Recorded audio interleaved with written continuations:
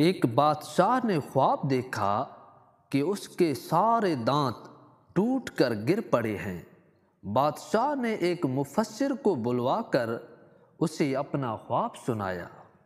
مفسر نے بادشاہ سے کہا، بادشاہ سلامت، اس کی تعبیر یہ بنتی ہے کہ آپ کے سارے گھر والے آپ کے سامنے مریں گے۔ بادشاہ کو بہت غصہ آیا، اس نے مفسر کو قتل کر دیا۔ ایک اور مفسر کو بلوایا گیا، بادشاہ نے اس کو اپنا خواب سنایا۔ مفسر نے کہا، بادشاہ سلامت، آپ کو مبارک ہو، خواب کی تعبیر یہ بنتی ہے کہ آپ ماشاءاللہ اپنے گھر والوں میں سے سب سے لمبی عمر پائیں گے۔ بادشاہ نے خوش ہو کر مفسر کو انعام و اکرام دے کر رخصت کیا۔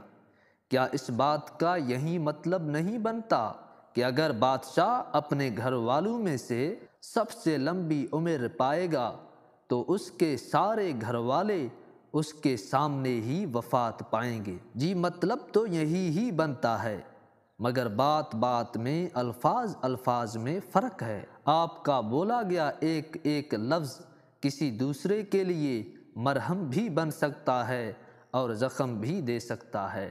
اختیار آپ کے ہاتھ میں ہے۔